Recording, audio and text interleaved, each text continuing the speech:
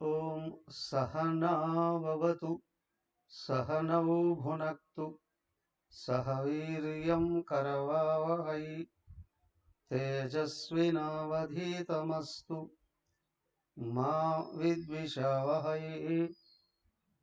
ఓం శాంతి శాంతి శాంతి.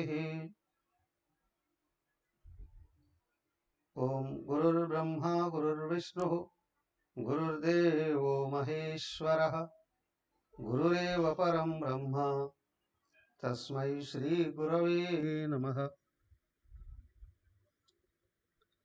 ఓం ప్రపన్న పారిజాతాయ స్తోత్రవేత్రైకపాణయే జ్ఞానముద్రాయ కృష్ణాయ గీతామృతదుహే నమః.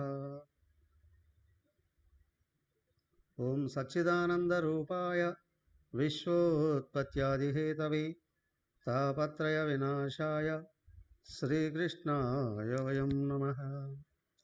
హరి ఓం.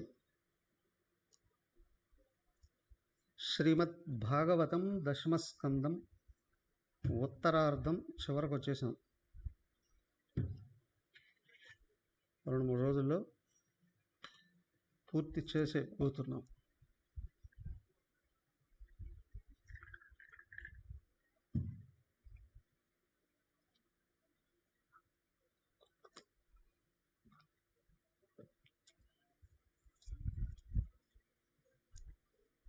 ఎవరూ కనిపించకపోతే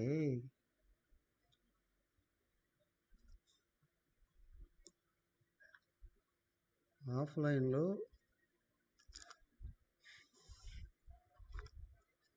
అందరూ బిజీగా ఉండి క్లాస్ లేదు, ఆన్లైనే.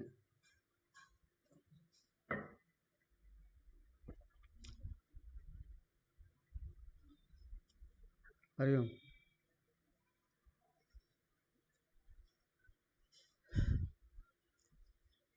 డెబ్బై 80 కూడా అయిపోయింది. 81వ అధ్యాయం. శ్రీకృష్ణుడు సుధాముణ్ణి ఐశ్వర్యంతో అనుగ్రహించడం. చదువుదాం కొన్ని శ్లోకాలు. శ్రీ శుకవువాచ సయిత్తం ద్విజముఖ్యేన సహ సంకథయన్ హరి సర్వభూతమనోభిజ్ఞః స్మయమానవువాచ తం బ్రహ్మణ్యో బ్రాహ్మణం కృష్ణో భగవాన్ ప్రహసన్ ప్రియం ప్రేమ్ణా నిరీక్షణేనైవ ప్రేక్షన్ ఖలు సతాం గతిః.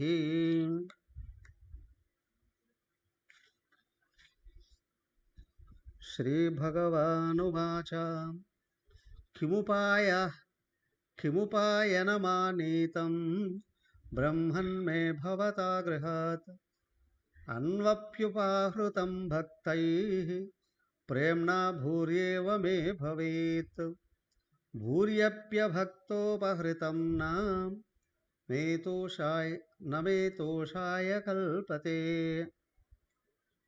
పత్రం పుష్పం ఫలం తోయం యో మే భక్త్యా ప్రయచ్చతి తదహం భక్త్యుపహృతం అశ్నామి ప్రయతాత్మనః ఇత్యుక్తోపి ద్విజస్తస్మై వ్రీడితః పతయే శ్రియః పృదుగ ప్రసృతిం రాజన్ న ప్రాయచ్చద వాంగ్ముఖః. ఏమైంది? కుచేలుడిని సాగనంపాడు. ఆయన తిరిగి ఇంటికి వచ్చాడు. ఎవరు? శ్రీకృష్ణ భగవానుడు. ఆయనకు తెలుసు ఎవరి మనసులో ఏముంది, ఎవరికి ఏది అవసరము అని. కుచేలుడైతే ఏం అడగలేకపోయాడు. ఎందుకు? పరమమైన భక్తి కలిగిన శ్రీకృష్ణ భగవానుడిని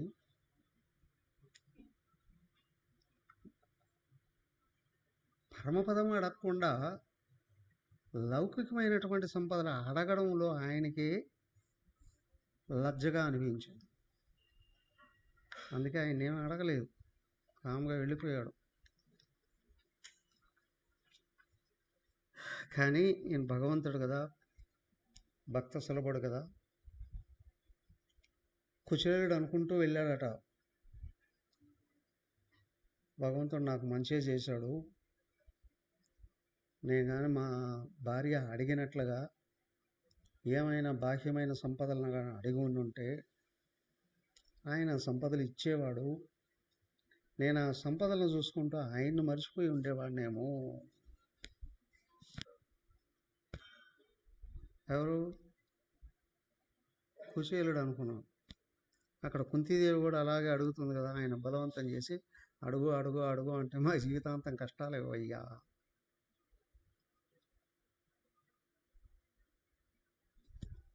వ్యక్తి ఎవడు సుఖంగా ఉంటాడో లోపల మనసు ఖాళీగా ఉంటే, ఖాళీగా ఎప్పుడు ఉంటుంది? వెనకలో ఉన్న భగవంతుణ్ణి గుర్తుంచుకొని ఉంటాయి.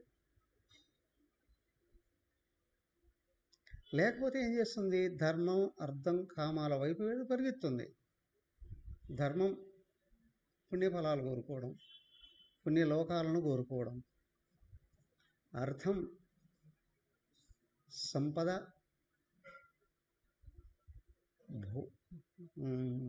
అధికారాలు, పేరు ప్రతిష్టలను కోరుకోవడం.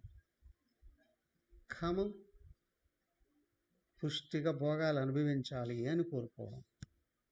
ఈ ధర్మార్థ కామాల వైపు దృష్టి మళ్ళింది అని అంటే ఎన్ని విషయాల గురించి ఆలోచన చేస్తున్నామో అన్ని సంస్కారాలు లోపల తయారవుతుంటాయి.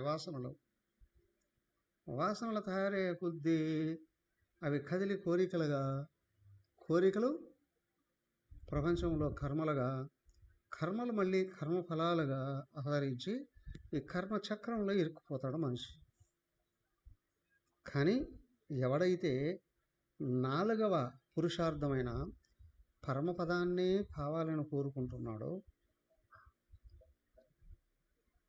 అయితే ఊరికే కోరుకుంటే సరిపోదు, దానికి అర్హతను సంపాదించుకోవాలి. దానికే కర్మ, భక్తి, జ్ఞానాల గురించి చెప్పారు. కర్మ అందరూ చేస్తారు. కర్మ చేసిన ప్రతి ఒక్కడు ఈ మూడింట్లో ఏదో ఒకటి కోరుకుంటాడు, ధర్మార్థ కామాలని. కానీ మోక్షాన్ని కోరుకుంటూ చేసేది కర్మయోగం. భగవాన్ నాకు నువ్వే కావాలి అని నిరంతరం కోరుకుంటూ చేస్తూ ఉండాలి. అలా కోరుకుంటూ చేయడం వల్ల ఏమవుతుంది? ప్రపంచంలో నుండి అనేకంగా వస్తాయి, సంపదలు వస్తాయి, అధికారాలు వస్తాయి, పేరు ప్రతిష్టలు వస్తాయి. ఏది వచ్చినప్పటికీ కూడా ఇవన్నీ అశాశ్వతమే కదా. వీటికంటే అధికమైంది, అనంతమైంది, అన్నిటికీ ఆధారమైంది, శాశ్వతమైంది పరమాత్మతత్వం. భగవాన్ అది నువ్వే, నాకు నువ్వే కావాలి అని కోరుకుని కానీ కర్మలు చేస్తూ వస్తే లోపల కోరికల యొక్క ఒత్తిడి తగ్గుతుంది, మనసును నిగ్రహించే శక్తి వస్తుంది, ప్రపంచం అనుకూలం అవుతుంది, తను ఏం చేయాలనుకున్న అవకాశం ఏర్పడుతుంది, తనకి ఎక్కడికి వెళుతూ ఉన్నా చుట్టుపక్కల ఉన్న వాళ్ళ నుంచి ఆదరణ లభిస్తుంది. ఇది కూడా అడ్డే. అయితే అప్పుడు ఏమనుకుంటాడు భగవంతుడు? మళ్ళీ కోరుకోవాలి, భగవంతుడా ఈ నామరూపాలలో నేను ఇరుక్కుపోకుండా ఉండేటట్లుగా నా మనసును నీ దగ్గరికి లాక్కు, నీ పాదపద్మాల యంద, అవునా, లేదా నీ నామరూపం యంద, లేదా నీ గుణగణాల యంద నా మనసు నిమగ్నమయ్యేటట్లుగా నన్ను అనుగ్రహించు. అప్పుడు భగవంతుడి యొక్క చరిత్ర, ఆయన లీలలు, ఆయన గుణగణాలని అన్వేషించాలి.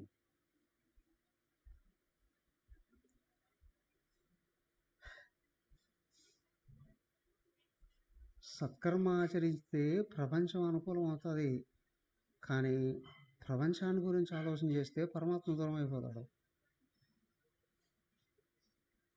పరమాత్మ కావాలి అని అనుకుంటే ఇప్పుడు సాకార సగుణ ఉపాసన ఉండాలి. నాకు దైవమే ఇష్టం, ఆయన గుణగణాలు ఇష్టం, ఆయన లీలలు ఇష్టం. దృష్టి అటు తిరిగి ఆయన రూపాన్ని ఇష్టపడుతూ, ఆయన నామాన్ని స్మరిస్తూ, ఆయన గుణాలను పెంపొందింపజేసుకోవడం ఎక్కడైతే జరుగుతుందో సాకార సగుణ ఉపాసన, మనలో దైవీ గుణాలు పెరిగే కొద్దీ ప్రపంచం యొక్క అశాశ్వతత్వం గుర్తొస్తుంది. ప్రపంచం యొక్క అశాశ్వతత్వమే కాదు, ప్రపంచాన్ని ఎక్కడ దేన్ని ఇష్టపడ్డా అది మనల్ని కట్టిపడేస్తుంది. దేన్ని ద్వేషించినా అది మన లోపలికి వెళ్ళి సాధించిన సద్గుణ సంపదనని, భక్తి ప్రపత్తులని హరించేస్తుంది. ఈ రెండు గుర్తించడం జరుగుతుంది. దాన్ని రాగద్వేష స్వభావాన్ని గుర్తించి దాని నుండి బయటపడతాం. వేడుకోవడమే అయితే అనిపిస్తుంది, ఏమండి ప్రపంచంలో నేను ఏం కోరుకోకపోతే ఎందుకు బతకాలి? కోరుకో, శాశ్వతమైంది, అనంతమైంది, సుఖస్వరూపమైనది, దీని గురించి అన్వేషించు అని ఇప్పుడు వేదాంత జ్ఞానం దగ్గరికి వచ్చేది. వేదాంత జ్ఞానం ఇష్టమయ్యేది. బలవంతంగా అధ్యయనం చేయడము, బలవంతంగా బోధన చేయడం కాదు. లోపల నుంచి ఉత్సాహం పొంగి పొర్లుతున్నప్పుడు సాకార సగుణ ఉపాసన నుండి నిరాకార సగుణ ఉపాసనలోకి వెళుతుంది. గుణాలు ఉండాలి, గుణాలు జారిపోకూడదు. నిరాకార సగుణం అంటే సాత్విక గుణాలు, దైవీ గుణాలు ఉండాలి, కానీ నిరాకారం అర్థం కావాలి. భగవంతుడి యొక్క శాశ్వతత్వం ఎక్కడైతే అర్థమవుతుందో అప్పుడు తెలుస్తుంది క్రమంగా ఏంటి అంటే, నేను ఈ దేహం కాదు, ఈ నామరూపం నేను కాదు, దీనికి వెనకలున్న శాశ్వతత్వం నేను సచ్చిదానంద స్వరూపాన్ని, ఆత్మస్వరూపాన్ని అనే స్పృహ లోపల నుంచి బయటకు వస్తుంది. అదే దైవానుగ్రహం. ఈ స్పృహ ఎక్కడైతే పైకి వస్తుందో దుఃఖాలని పటాపంచలు చేస్తుంది, ఒత్తిడులను తగ్గిస్తుంది, రాగద్వేషాలను తోసిపారేస్తుంది, ప్రాపంచిక చింతనను కరిగిస్తుంది, సహజంగా తృప్తినిస్తుంది. ఇది పెంపొందింపజేసుకోవడం ఎక్కడైతే జరుగుతూ ఉందో క్రమంగా ఆల్రెడీ సాకారం వెళ్ళిపోయింది, సగుణం ఉంది, నిరాకారం ఉంది. ఇప్పుడు సగుణం నుండి నిర్గుణానికి వస్తుంది. సగుణంలో కూడా పోలికలు ఉంటాయి. నేను గొప్ప, వాళ్ళు గొప్ప కాదు, ఇన్ఫీరియారిటీ, సుపీరియారిటీ, అవి కూడా వెళ్ళిపోతాయి. అవి ఎక్కడైతే వెళ్ళిపోయిందో సగుణం నుండి నిర్గుణంలోకి ప్రవేశిస్తుంది. నిరాకారం నిర్గుణంలోకి ఎప్పుడైతే ప్రవేశిస్తూ ఉందో అప్పుడు సహజంగా ధ్యానం అనేది పెరుగుతుంది. ఎక్కడ ఉన్న మనశ్శాంతి అనేది సహజంగా వెంటుంటుంది. ఊరికే మనశ్శాంతి ఉండడం కాదు, నేను ఆత్మస్వరూపాన్ని అనే స్పృహ నిరంతరం పెరుగుతుంది, లోపల నుంచి పొంగి పొరులుతుంది. వ్యక్తి అన్నిటికీ అతీతుడవుతూ ఉన్నాడు. శరీరం చేత ఏం జరగాల్సిందో అది భగవంతుడు చూసుకుంటాడు. వ్యక్తి ఇక్కడ సాకార సగుణ, నిరాకార సగుణ, నిరాకార నిర్గుణ, ఈ లోపలికి ప్రవేశించడమే సాధన యొక్క లక్ష్యం, బ్రహ్మచర్యం యొక్క లక్ష్యం, ఆధ్యాత్మికత యొక్క వృద్ధి. ఇవి పెరుగుతూ పెరుగుతూ ఉండేటప్పుడు సహజంగా ప్రపంచం మీద ప్రేమ అనేది కలుగుతుంది. ద్వేషం అనేది రాదు. కానీ ఈ ప్రేమ కూడా మమకారానికి దారితీయదు, కట్టిపడేయదు, వివేక వైరాగ్యాలను ఇస్తుంది. అప్పుడు ప్రపంచంలో సంపదలు వచ్చినా పోయినా, అధికారాలు వచ్చినా పోయినా లోపల తాపం అనేది కలగదు. ఎందుకు అంటే ప్రపంచమే అశాశ్వతం, పరమాత్మ ఒక్కడే నిజం. కావాల్సింది పరమాత్మ ఒక్కటే. ప్రపంచం కనిపిస్తూ ఉన్నప్పుడు కూడా ఇదొక దీర్ఘ స్వప్నము. ఈ స్థితిలోకి ఎక్కడైతే వస్తున్నాడో ఇప్పుడు ధర్మార్థ కామాలు బంధించవు వ్యక్తిని.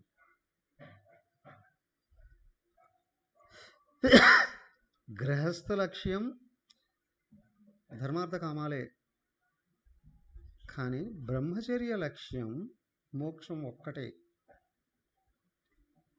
మోక్షం ఒకటే. అయితే ధర్మార్థ కామాలు పవిత్రీకరించబడాలి మోక్ష లక్ష్యంతో, సరైన ఉపాసనతో. ఎక్కడైతే పూర్ణంగా వివేక వైరాగ్యాల్లోకి ప్రవేశిస్తూ ఉన్నాడో అతను భగవంతుని తప్పితే ఎవరిని ఇష్టపడడు. అంతేకాదు భగవంతుడికే ఇష్టడైన వాడు అవుతాడు.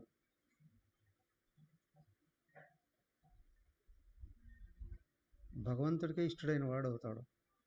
అక్కడ భగవంతుడు ఇంకా జారిపోనివాడు.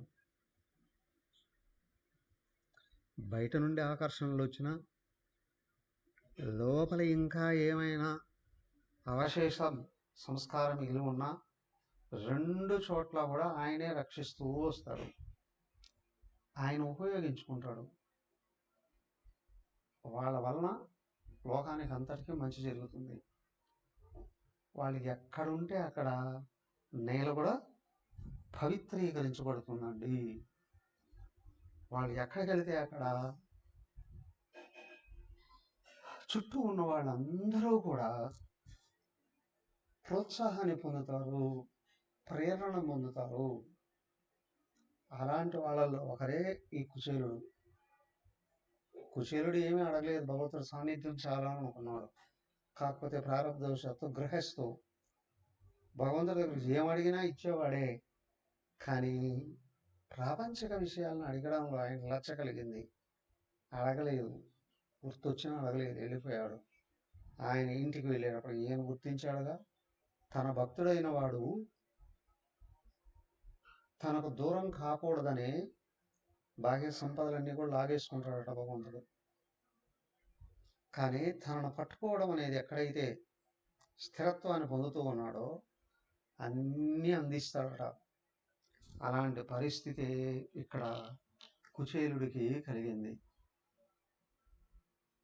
ఆ కుచేలుడు ఉన్న ప్రదేశం, ఇల్లు, వాకిలి, ఆయన ఇది ఇంటూ చుట్టూ ఉన్నటువంటి గార్డెన్తో సహా మొత్తం బంగారంగా మారిపోయాయి.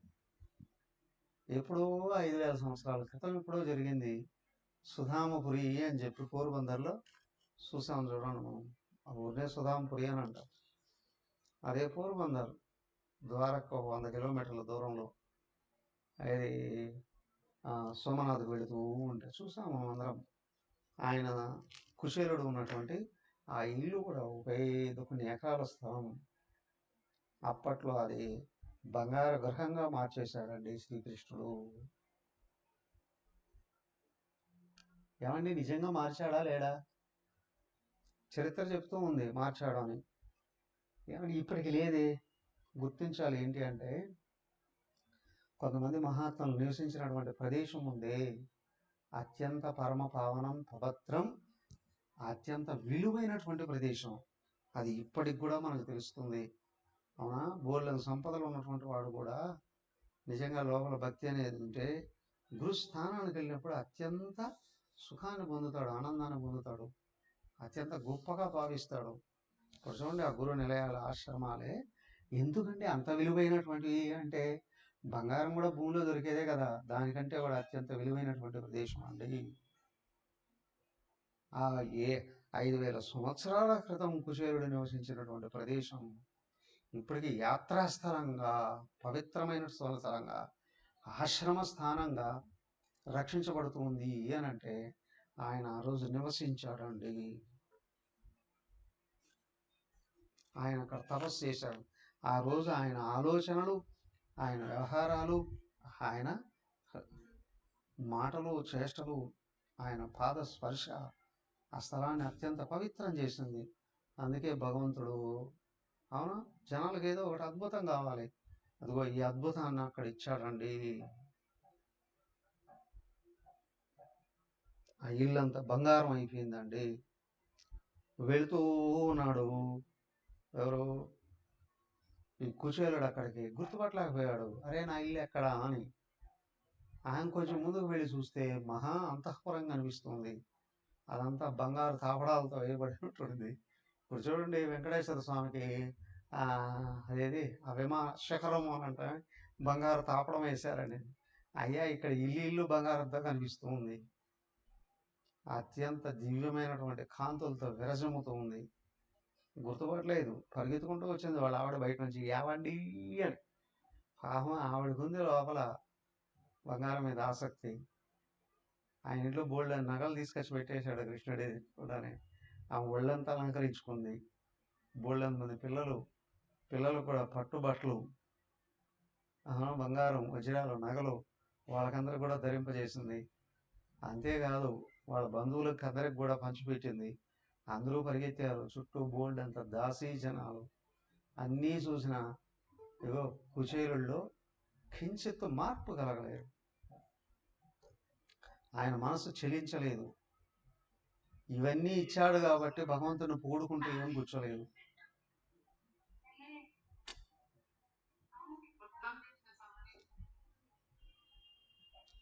అవి ఇచ్చాడు కాబట్టి భగవంతుని పొగుడుకోలేదు. ఆయన లోపల అనుకున్నాడు, నిన్ను మర్చిపోనివ్వకుండా నన్ను రక్షించవయ్యా అని. అవునా, ఆయనకి ధ్యానం సహజమైంది.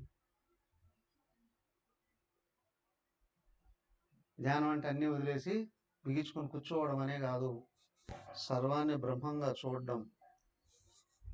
మనసు చెలించకుండా నిలబడిపోయింది.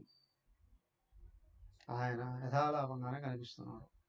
ఆ భార్య, పిల్లలు అందరూ పరిగెత్తుకుంటూ, బంధువులు అంతా పరిగెత్తుకుంటూ వచ్చారు. తెలుసు కదా ఆమెకి ఆ భార్య ఎందుకు పంపించింది, సంపదల కోసమే పంపించింది.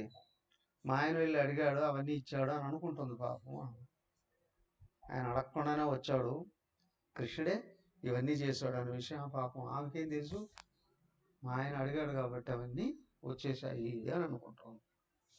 ఈయన ఏమీ చెల్లించలేదు, కామ్గా వెళ్ళిపోయాడు. వాళ్ళందరూ వచ్చి మేళతాళాలతో ఆహ్వానించారు ఇవన్నీ కదా. ఈయన లోపల సంపూర్ణంగా భగవంతుడికి సమర్పణ చేయబడింది మనస్సు. ఆయన బయట కదలికలు లేవు, కదలకలేవు.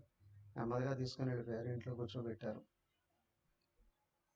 ఆయన వేడుకున్నాడు మళ్ళీ కూడా. అవునా, చూడండి 37వ శ్లోకంలో ఉండి 37వ శ్లోకం.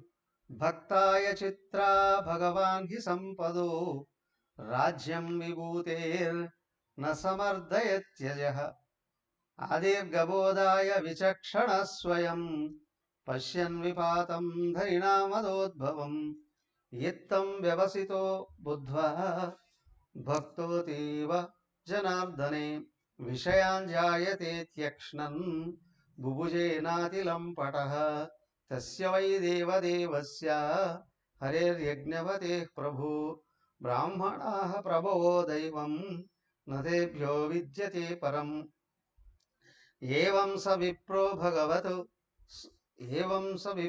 భగవత్ సహృత్తదా దృష్ట్వా స్వవృత్యైరజితం పరాజితం తద్ధ్యానవేగోద్గరితాత్మబంధనః తద్దామలేభే చిరతః సతాంగతిం ఏతద్బ్రహ్మణ్యదేవస్య శ్రుత్వా బ్రహ్మణ్యతాం నరః లబ్ధభావో భగవతి కర్మబంధాత్ విముచ్యతే. ఏమైందయ్యా? భక్తాయ చిత్ర భగవాన్ హి సంపదో రాజ్యం విభూతి సమర్థయత్యజ. అయ్యా,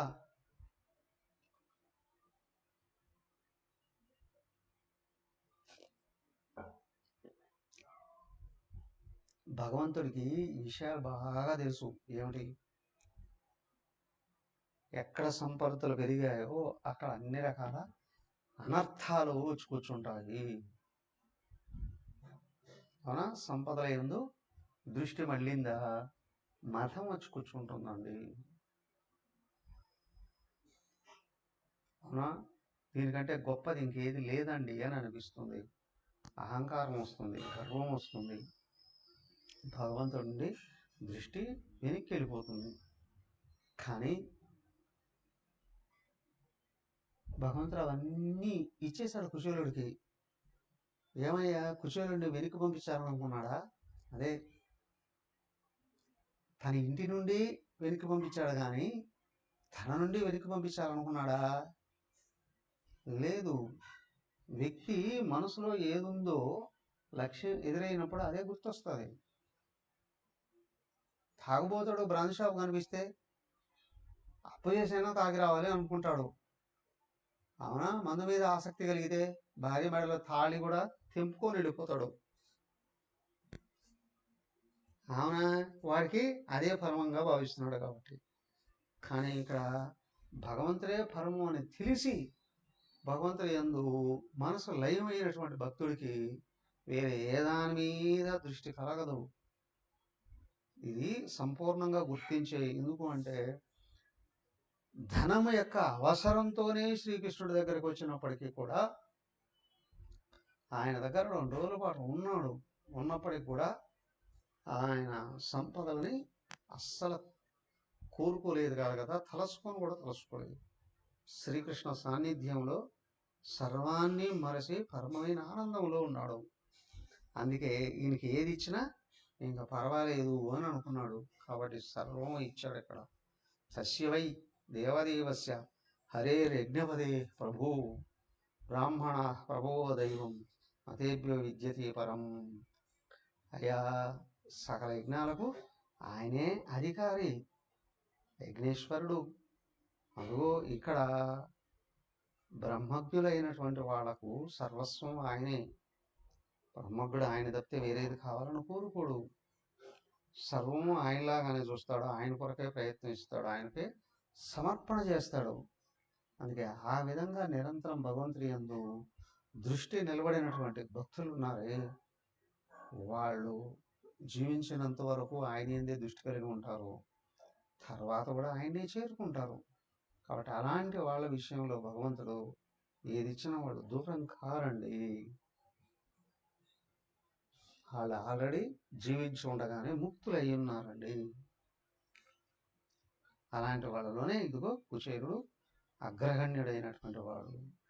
ఇది శ్రీమద్భాగవతే మహాపురాణే పరమహంస్యాం సంహితాయాం దశమస్కందే ఉత్తరార్ధే 81తమోధ్యాయః అయిపోయిందండి. 81వ అధ్యాయం. తర్వాత ఏంటండి 82వ అధ్యాయం ఇక్కడ అయింది. అయితే తర్వాత ఏమైందండి అనేది కాదు ఇక్కడ. అంతకుముందు ఒక విషయం ఆయన గుర్తు చేసుకుంటున్నాడు. ఎవరు? ఈయన మధ్యలో అడిగినట్టున్నాడు పరీక్షితుడు. ఆయన అడిగే కొద్దీ సుఖమహర్షి చెప్తూ ఉన్నాడు.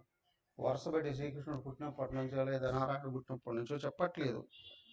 ఏవేవి అయితే పరీక్షితుడు అడుగుతూ ఉన్నాడో ఆయా విషయాలకి ఈయన జవాబులు చెప్తూ అదే సందర్భంలో అప్పుడు కుచేలుడి చరిత్ర ఆ విధంగా అయిపోయింది. అయిపోయిన తర్వాత ఏమయ్యా,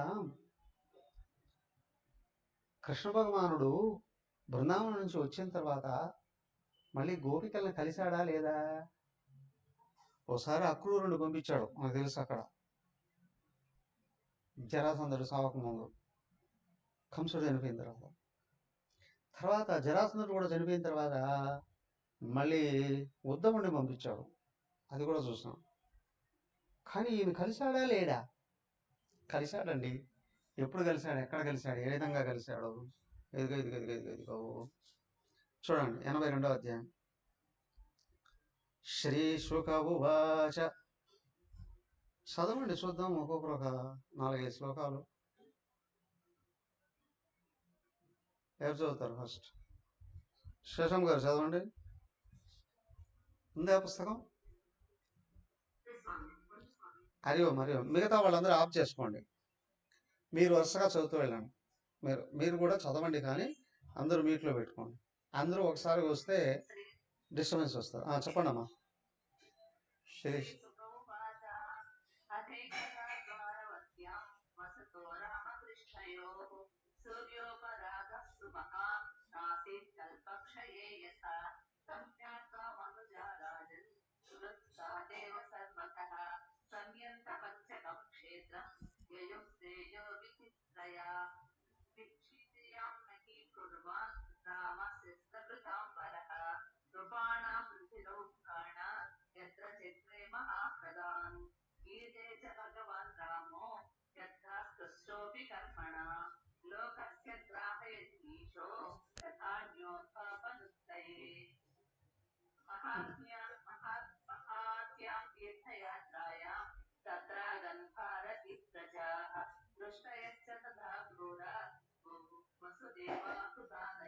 ఓకే, అరియో తర్వాత ఏమైందయ్యా? శుకుడు చెప్తూ ఉన్నాడు. పరీక్ష మహారాజా, ఒకనొక సందర్భంలో బలరామకృష్ణులు హాయిగా అక్కడ నివసిస్తూ ఉన్నారు ద్వారకలో.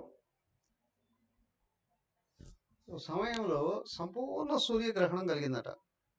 పూర్తిగా చీకటి పడే అంత పరిస్థితి రాబోతూ ఉందట. అది తెలుసుకొని ఏం చేశారు, ఇలా పురోహితులు పండితులు అందరూ కూడా ఏదైనా ఒక పుణ్యస్థలానికి వెళ్ళి ఆ కర్మ చేస్తే బాగుంటుంది అయ్యా అన్నారట. అది వీళ్ళందరూ కలిసి తీర్థయాత్ర వెళదాము అని అనుకున్నారు.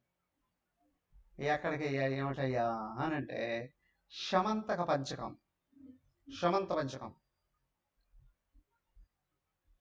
అదేంటయ్యా? అదే కురుక్షేత్రం. శమంత పంచకం అంటే కురుక్షేత్రం అండి. ఆ కురుక్షేత్రానికి వెళ్ళారట.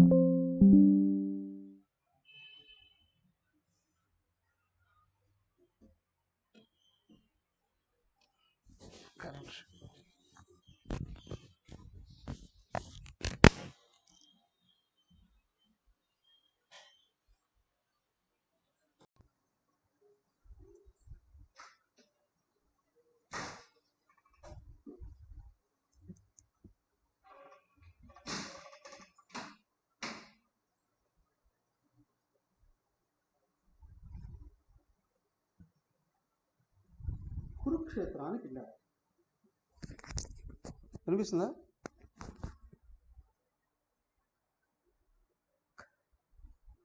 ఏమయ్యా, కురుక్షేత్రానికి ఏమిటి అప్పుడు అంత ప్రాధాన్యత అంటే, వీళ్ళు యుద్ధం చేసిన తర్వాత కురుక్షేత్రం కాలేదు. అది కురుభూమి అని ముందే పిలిచేవారు. కర్మభూమి అంటే యోగ భూమి అని, సత్కర్మలు ఆచరించేటువంటి భూమి అని. ఎప్పటి నుండో ఉందండి అని. ఎప్పటి నుండి అంటే ఒక సందర్భాన్ని తెలియపరుస్తూ ఉన్నాను ఇక్కడ. ఏమంటది అంటే, పూర్వం రాజులకు గర్వం కలిగినప్పుడు పరశురామ భగవానుడు ఆయన అవతరించి ఏ విధంగా అయితే ఆ రాజుల యొక్క గర్వాన్ని అణిచివేసేసి అందరిని సంహరించాడో, ఆయన ఈ ప్రదేశానికి వచ్చి ఇక్కడే మొట్టమొదటి యుద్ధం ప్రారంభించాడో ఏమో. ఆ రాజులందరినీ సంహరించినప్పుడు అక్కడ రక్తం 5 మడుగులుగా మారిందంట. శమంత పంచకం 5 మడుగులు. అవే ఇప్పుడు కనిపిస్తున్నాయేమో నీటికి మడుగులుగా కదా. 5 వైపులుగా తిరిగి మనం చూసాం చూడండి. 5 మడుగులు రక్తం అట. ఆయన చివరికి వచ్చి మళ్ళీ ఇది ఆయన సంహార క్రియ అయిపోయిన తర్వాత ఇదే ప్రదేశానికి వచ్చి అక్కడ మళ్ళీ ఆయన మహాయజ్ఞాన్ని ఆచరించాడట. అది 5 రకాల రక్తపు మడుగులతో కూడినటువంటి ప్రదేశంలో మధ్యలోకి వచ్చి ఈ యజ్ఞాన్ని ఆచరించినటువంటి ప్రదేశం కాబట్టి దాన్ని శమంత పంచకము అని అన్నారు. సో ఆ ప్రదేశానికి వీళ్ళందరూ వెళ్ళారు. కురుక్షేత్రం జరగలేదు ఇంకా. కాబట్టి వీళ్ళు అక్కడికి వెళ్ళేటప్పటికి ఎవరెవరు వెళ్ళారయ్యా? వీళ్ళందరూ వెళ్ళిపోయారు. ఎంత దూరం ఉంటుంది అది? ఉండేది వాళ్ళు ద్వారక నుంచి ఇక్కడికి ఎంత దూరం ఉంటుంది? చాలా దూరమే. ఎంత దూరం అయ్యా? దాదాపు 1000 కిలోమీటర్లు ఉంటుంది. 1000 కిలోమీటర్ల దాకా ఉంటుంది కురుక్షేత్రం దగ్గర. కాబట్టి ఆ ప్రదేశానికి వాళ్ళు ద్వారకా నగరం నుండి వచ్చారు. వీళ్ళు వస్తున్నారు అని తెలిసి మొత్తం వాళ్ళ బంధువులు కూడా వచ్చేస్తారు. బంధువులు అందరూ కూడా రావడంతో కొంతమందిని ఉంచాడు అక్కడ ద్వారకా నగరానికి రక్షణగా. అయినప్పటికీ కూడా ఈయనతో పాటు ఎవరయ్యా ఆయన చూడడం కొరకు బోల్డ్ మంది ఋషులందరూ కూడా వచ్చారు. ఋషులు, మునులు. ఆ తర్వాత అప్పటికే చాలా మంది రాక్షసులను అసురజాతిని సంహరించున్నాడు ఈయన. ఆయా దేశాలలో మళ్ళీ ఉన్నతులైనటువంటి రాజులు నిర్మించున్నాడు. వాళ్ళందరూ కూడా పరిగెత్తుకుంటూ వచ్చారట. ఎవరయ్యా? యదువంశం, మత్స్య, ఉషీనర, కోసల, విదర్భ, కురు వీళ్ళందరూ కూడా ఎవరు? 13వ శ్లోకం నుండి సార్ చదవండి. ఉమాదేవి గారు 13వ శ్లోకం నుండి చదువుతారా?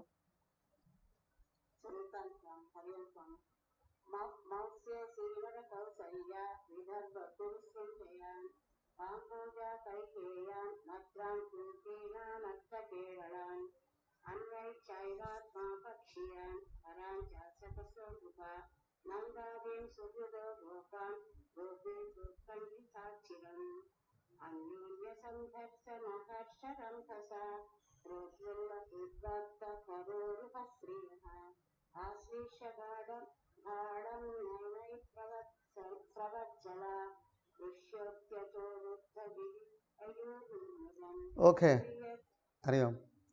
వాళ్ళు ఎవరయ్యా? ఇదిగో వీళ్ళందరూ వచ్చేసారట. ఎవరు? మత్స్య, ఉషీనర, కోసల, విదర్భ, కురు, సృంజయ, కాంబోజ, కేకయ, మద్ర, కుంతి, ఆనత్త, కేరళ మొదలైనటువంటి దేశాల వాళ్ళందరూ కూడా వచ్చేసారట ఆయన చూడడానికి. అవునా? అంతేనా? వీళ్ళు ఇక్కడ గోకులం నుండి నందాది గోపులు వీళ్ళందరూ కూడా వచ్చేసారట. గోపికలతో సహా మొత్తం అందరూ వచ్చారట. ఓ పెద్ద ఉత్సవమే జరిగిందట అక్కడ. అందరూ ఒకరినొకరు పలకరించుకుంటూ ఉన్నారు. పలకరించుకుంటూ ఉంటే మొట్టమొదట వీళ్ళు కూడా వచ్చారు. దేవదేవులు కూడా. కుంతీదేవి అక్కడికి వెళ్ళిందట, వాళ్ళని పలకరించిందట. ఒకసారి బాగా దుఃఖాన్ని పొందిందట, ఏడుపు వచ్చిందట. వాళ్ళందరినీ చూసి, ఏమిటి చాలా రోజులైంది కదా చూసి, మాకు ఇన్ని కష్టాలు వచ్చాయి అయ్యా, మీరు పట్టించుకోలేదు అని అంటూనే, అయినా మీరు కూడా కష్టాల్లో ఉన్నారు కదా అంటూ వాళ్ళతో కూడా మాట్లాడుతుందట. వరుసగా వచ్చారు, మాట్లాడుతున్నారు. ఈ లోపల వీళ్ళు కూడా వచ్చారట. ఎవరు? 23 నుండి చదువుతావా లక్ష్మి?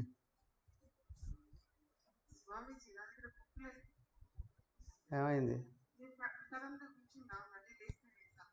కవిత చదువుతావా? 23వ శ్లోకం నుండి.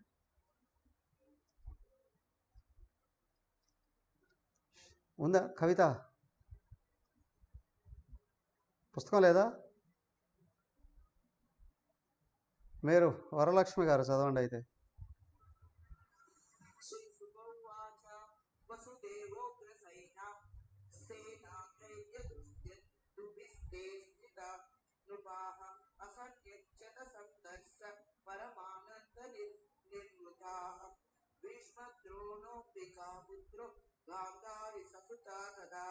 సదారా పాండవ కుంతి సుజయు విదురకృపః కుంతి భోజో విరాటశ్చ భీష్మకో నగ్నజిన్మహన్ పురచిద్రుపదః శల్యో దృష్టకేతు సకాశిరాట్ దమఘోషో విశాలాక్షో మైథిలో భద్రకేకయో యుధమన్యు సుశర్మశ్చ ససుత బాహ్నికాదయః. ఓకే ఓకే హరి ఓం.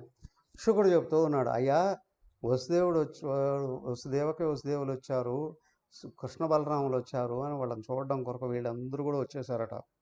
హస్తినాపురం నుండి ఎవరయ్యా? భీష్ముడు, ద్రోణుడు, ధృతరాష్ట్రుడు, గాంధారి, అలాగే వాళ్ళ పిల్లలు దుర్యోధనాదులు, పాండవులు, వారి పత్నులు, కుంతీదేవి, సంజయుడు, విదురుడు, కృపుడు, కుంతిభోజుడు, విరాటుడు, భీష్మకుడు, నగ్నజిత్తు మహారాజు, పురుజిత్తు, ద్రుపదుడు, శల్యుడు, దృష్టకేతుడు, కాశీరాజు, దమఘోషుడు, విశాలాక్షుడు, మైథిలుడు, మద్రదేశపరాజు, కేకయ మహారాజు, యుధామన్యుడు, సుశర్మ, బాహ్లికుడు, అతని కుమారులు మొదలైన వాళ్ళందరూ కూడా వాళ్ళ సంతానానందాన్ని కూడా తీసుకొని సైన్యంగా వచ్చేసారట కురుక్షేత్రం.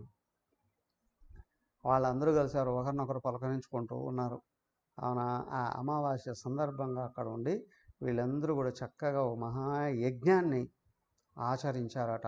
అక్కడ ఆ యజ్ఞంలో కొద్ది రోజుల పాటు, దాదాపు 40 రోజుల పాటు, 4 నెలల పాటు అక్కడ ఉన్నట్టున్నారు. వీళ్ళందరూ కూడా ఆనందంగా గడిపారు. అదంతా కూడా గడిపిన తర్వాత ఏమైంది?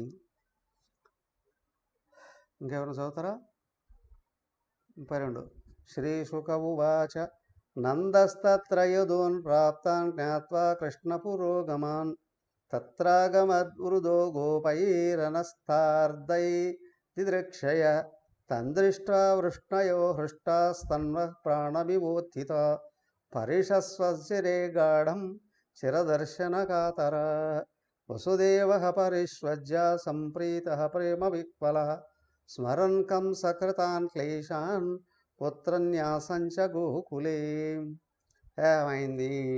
శుకుడు చెప్తూ ఉన్నాడు, ఏమయ్యా, ఎవరు నందాదులు వాళ్ళందరూ కూడా వచ్చేసారు, గోకులం నుండి వచ్చారు, బృందావనం నుండి వచ్చారు, వీళ్ళందరూ కలుసుకున్నారు, ఒకరినొకరు దగ్గర తీసుకున్నారు. అదే ఇప్పుడు అంటారే అలాయ్ బాలాయ్, ఒకనొకరు ఆడంగా చేసుకున్నారు. ఒకరికొకరు కళ్ళల్లో నీళ్లు వస్తూ ఉన్నాయి, ఆనంద బాష్పాలు వస్తూ ఉన్నాయి. అలా అందరూ కలిసి కొద్ది రోజుల పాటు చక్కగా శ్రీకృష్ణుడితో కలిసి ఆయన ఏమయ్యా, మహాత్ముడు వస్తే, గురుదేవుడు వస్తున్న, మాతాజీ వస్తున్న ఏ విధంగా ఉంటుంది కదా, బోళ్ళంతమంది వాళ్ళ సందేహాలు, అవునా, సమాధానాలు కదా, ప్రేమలు, అందరూ కలిసి అత్యంత ప్రేమ ఆదరాలతో కొద్ది రోజుల పాటు అక్కడ ఉన్నారు. ఉన్న తర్వాత ఏమైంది?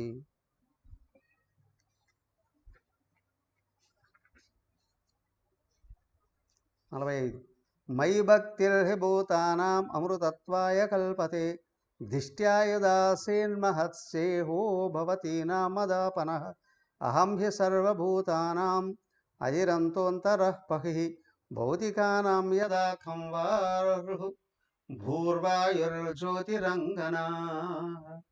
ఆయన చివరగా భగవంతుడు మాట్లాడుతున్నాడు వాళ్ళందరితో మాట్లాడుతుంటే గోపికలందరూ ఎదురుగా వచ్చారు. ఏడుపు ముఖాలు పెట్టుకోని వాళ్ళందరూ వచ్చారు.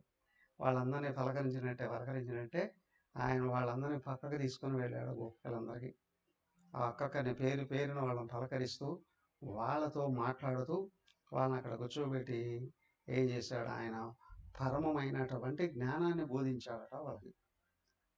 భూతానాం మయి భక్తి అమృతత్వాయ కల్పతే.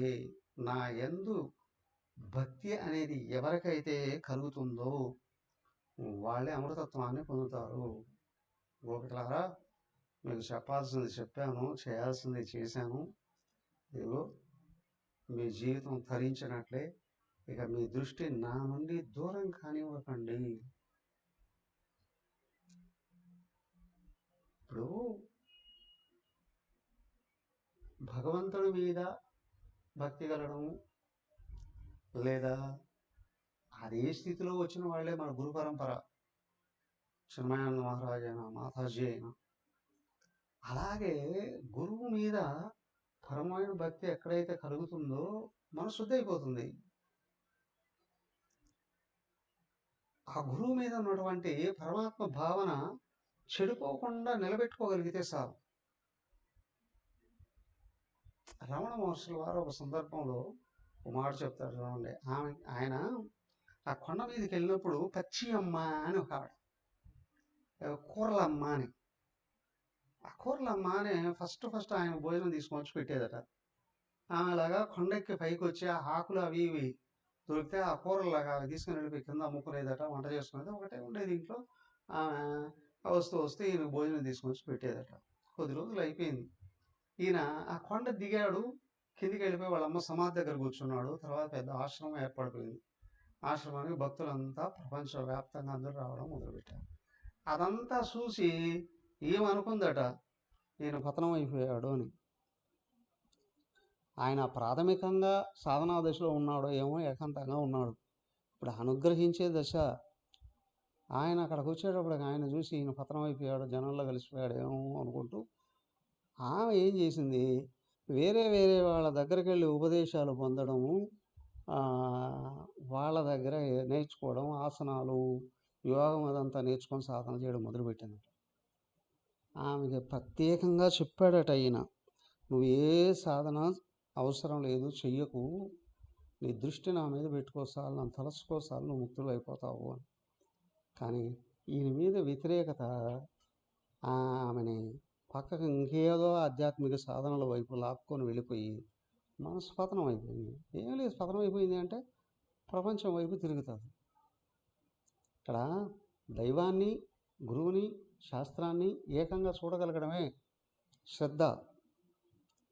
అది ఎక్కడైతే జారిపోయిందో ఆలోచన స్టార్ట్ అవుతుంది, జీవభావం వచ్చేస్తుంది, ముక్తికి అవకాశం ఎగిరిపోతుంది, ప్రారంధం ఏర్పడుతుంది మళ్ళీ. అదే ఫైనల్గా ఆయన చెప్పాడు, నా మీద దృష్టి పెట్టి చాలు అని. ఆమెనట పై జన్మలో ఆవుగా పుట్టింది. ఆవుగా పుట్టి మళ్ళీ ఆయన దగ్గరికి తిరుక్కొని వచ్చిందట. ఆవుగా ఉన్నప్పుడే ముక్తినిచ్చాడు ఆయన. కానీ అప్పుడే ఆ ముందు జన్మలో గుర్తించుంటే మళ్ళీ ఆవు జన్మ ఎత్తాల్సిన అంటే అవసరం వచ్చిండేది కాదు కదా. అలాగే ఇక్కడ ఏంటంటే కృష్ణుడు చెప్తున్నాడు గోపికలకి వేరే వ్యాసంగం ఏమీ లేదుగా, గొల్లలాగా కనిపిస్తున్నారు అక్కడ అంతే. అవునా, వాళ్ళు ఆవులు మేపుకుంటూ ఉన్నారు, ఆవు పాలు వెతుక్కొని అమ్ముకుంటున్నారు. వాళ్ళకి చెప్పాడు, ఇదిగో మయి భక్తి భూతానాం అమృతత్వాయ కలిపితే, నా యందు ఇష్టాన్ని పెంచుకోండి చాలు, దృష్టిని పెంచుకోండి చాలు. అక్కడ నారదుడు కూడా అన్నాడుగా, కృష్ణుడిని వాళ్ళు పరమాత్మగానే చూస్తున్నారు అని. ఆ భావం చాలు. అది ఎక్కడైతే చెదిరిపోకుండా నిలబడుతుందో పరమపదాన్ని అదే అందిస్తుందండి.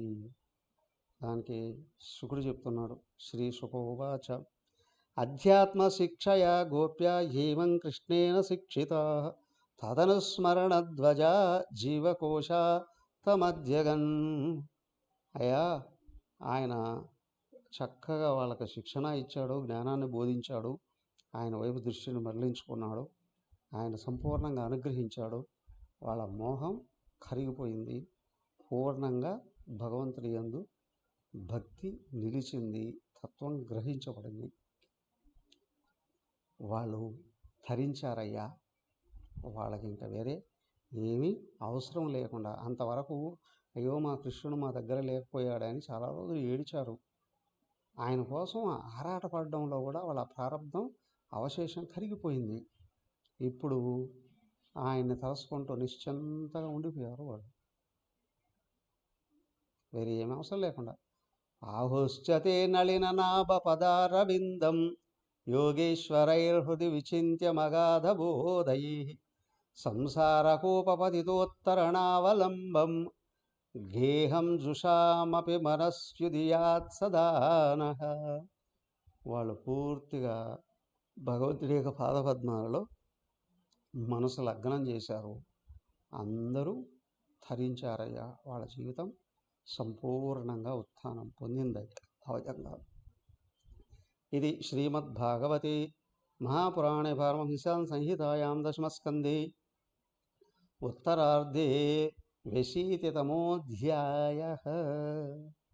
ఈ విధంగా అయిపోయిందయ్యా. ఆ తర్వాత వాళ్ళందరూ అక్కడే ఉన్నారు, ఇంకా చాలా రోజులు ఉంటున్నారు. ఆ ఉన్న సందర్భంలో ఏమైంది, ఈ గోపికలందరూ ఉన్నారు, గోపికలు కాదు, కృష్ణుడి భార్యలు ఉన్నారు కదా, వాళ్ళందరూ ద్రౌపదీదేవి దగ్గరికి వెళ్ళారు. ద్రౌపదీదేవిని కలిశారు. కలిస్తే ఆమెతో చర్చిస్తూ ఉన్నారు. వాళ్ళు అడిగారు ఏమని, ఈమె అడిగింది వాళ్ళని, ఏ విధంగా మీరందరూ కృష్ణుడికి భార్యలయ్యారు.